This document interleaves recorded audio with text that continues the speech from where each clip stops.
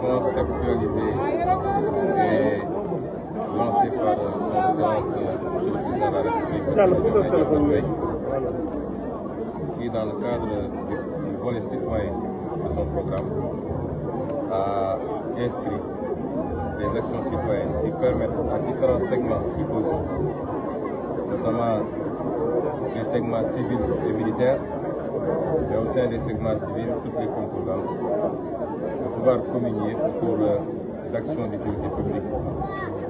Et en l'occurrence, pour cette fois-ci, des actions de nettoiement et de curage en prévision de l'hivernage.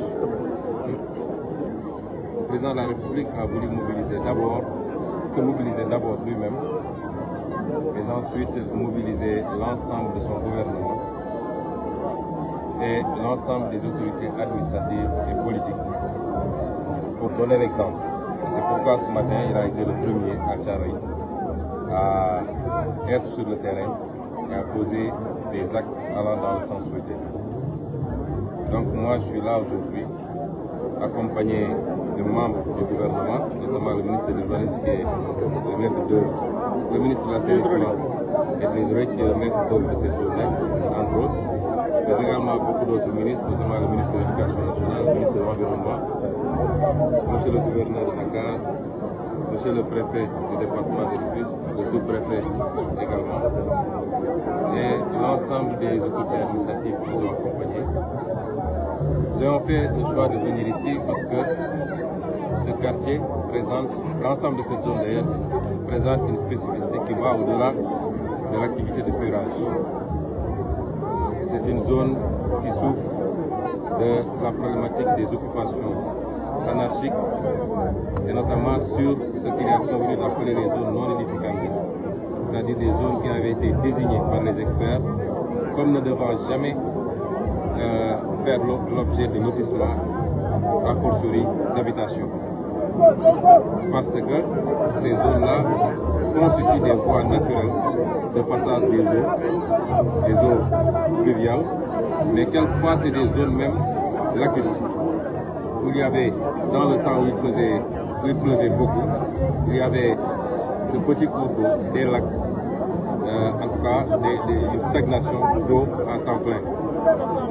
Cette zone en est la parfaite illustration. Si vous vous rappelez bien, lors du conseil interministériel consacré à la prévention et la gestion des inondations, j'avais particulièrement insisté sur ces zones. Et c'est pourquoi j'ai considéré que symboliquement, il fallait en choisir une. Et Kawsara et environ en font partie pour venir délivrer un message. Le message, il est très simple. C'est que on ne peut plus continuer à laisser la prolifération d'habitations dans des zones comme celle-là.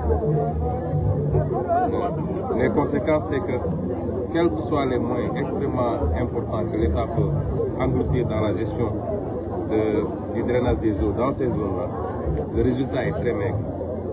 Parce que, comme on dit, les eaux sont toujours plus fortes et elles retrouvent toujours leur voie naturelle. Et aujourd'hui, c'est au niveau de la prévention d'abord qu'il faut gérer ces questions-là. Un travail a été fait en 2022, je crois, de recensement des habitations de ce genre et avait donné comme résultat plus de 3500 cités qui sont construites dans des voies de drainage des eaux à travers le Sénégal. Et on nous dit que presque la moitié se trouve dans le département de Rufisque. Et nous ne pouvons plus continuer à laisser faire. Parce qu'un quartier ne se construit pas à nos jours. Une maison même ne se construit pas à nos jours. Si on en est là, c'est que quelque part il y a eu défaillance et carence des services de l'État qui ont laissé, souvent sans titre ni droit, sans aucune autorisation de l'urbanisme, que des gens puissent construire jour après jour, semaine après semaine, pour voir naître des quartiers. Et après, ça pose la problématique de la gestion de ces quartiers-là. Les conséquences, particulièrement pour Kawsara, c'est qu'aujourd'hui, les gens sont obligés même de quitter pendant l'hivernage. Il y a, je crois, minimum 8 familles qui ont définitivement quitté pour aller chercher ailleurs. Les édifices, mosquées et autres sont complètement pris par les eaux. Et même les installations qui ont été faites pour le drainage de ces eaux, pour le captage de ces eaux-là, sont quelquefois occupées. Même le poste Sénélec, le seul poste Sénélec qui était là, a été déplacé parce qu'il y a eu un incendie, me dit-on, consécutif à justement l'effet ou l'impact de ces eaux. C'est des désagréments qu'on aurait pu éviter. Nous n'avons pas de solution immédiate. Nous allons faire le maximum et notamment nous annonçons ici aux populations que un bassin va être construit ici en collaboration avec l'armée nationale pour gérer déjà cet hivernage, un bassin de captage et de rétention des eaux, en espérant que ça va pouvoir atténuer très fortement l'impact de ces eaux sur les habitations. C'est entre autres une solution, mais une solution provisoire. Et comme l'a dit le président de la République dans son programme, si vous allez à la page 60, il avait clairement dit que la gestion globale de ces questions doit faire l'objet d'une planification sérieuse sur le long terme qui intègre une planification globale en termes d'urbanisme et qui intègre la problématique du drainage des eaux, du captage des eaux et la problématique de l'assainissement de manière générale. Ce travail est en cours, monsieur le ministre est ici présent avec toute une équipe pluridisciplinaire. C'est vous dire qu'il y aura des solutions à court terme, à moyen terme et à long terme.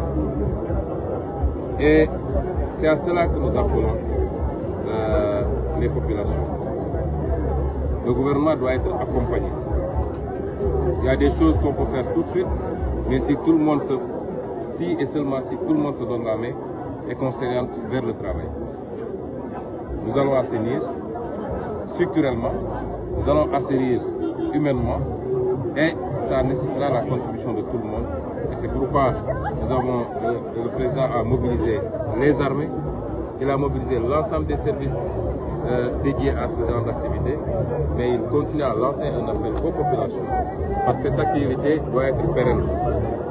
On dit souvent qu'au Sénégal, nous savons prendre des départs, mais nous n'arrivons jamais au but. Il faut aujourd'hui que chaque mois, cette formidable mobilisation que nous avons vue ici et que nous avons vue partout sur le chemin que nous avons emprunté, que nous avons vu sur les images aujourd'hui à Thiaroye avec le président de la République, il faut qu'elle soit maintenue, que nous comprenions que nous sommes maîtres de notre propre assainissement, de notre propre propreté. C'est à nous de prendre soin de nos quartiers d'abord, parce qu'en prenant soin de nos quartiers, on prend soin de nous-mêmes, de nos enfants qui jouent dans les rues de ces quartiers-là. Nous prenons soin de notre hygiène. Et c'est en cela que le concept de citoyenneté et de civisme, mais le concept également d'armée-nation, ces concepts sont extrêmement importants et sont au cœur de notre programme. Je terminerai par dire qu'aujourd'hui, au 1er juin de l'année dernière, 2023, je crois que nous étions dans une configuration totalement différente. Où, un peu partout dans le pays, où les activités citoyennes et donc porteuses de progrès, porteuses d'espoir, mais également de plus-value pour les populations et pour la nation, on était confronté malheureusement à une autre situation où c'est peut-être des grenades lacrymogènes et des pneus qui tonnaient ou qui étaient brûlés. Je voudrais dire aujourd'hui que cette œuvre d'assainissement, cette œuvre de salubrité, elle sera globale. Je veux dire à tout le monde, particulièrement à ceux qui ont été victimes de ces situations-là, qu'en aucun cas, nous n'oublierons ce qui s'est passé. Et que toute la lumière, toutes les dispositions seront prises pour que la lumière soit faite et pour que plus jamais nous ne soyons obligés de vivre cela. Et le travail d'assainissement, comme je le dis, il est global. Pour aller vers certaines directions, il faut assainir la présidence de la République, il faut assainir la primature et le gouvernement, il faut assainir la justice, il faut assainir l'administration, il faut assainir l'ensemble des facteurs qui contribuent à aller positivement dans une direction ou très négativement dans une autre direction. Et c'est cette œuvre d'assainissement qui est en cours et je peux rassurer tout le monde que ce qui doit être fait sera fait pour que la lumière et les responsabilités soient établies et que pour que plus jamais nous n'ayons de 1er juin, non pas consacré à des œuvres d'utilité publique, mais beaucoup plus à faire face à des situations très désagréables pour le pays.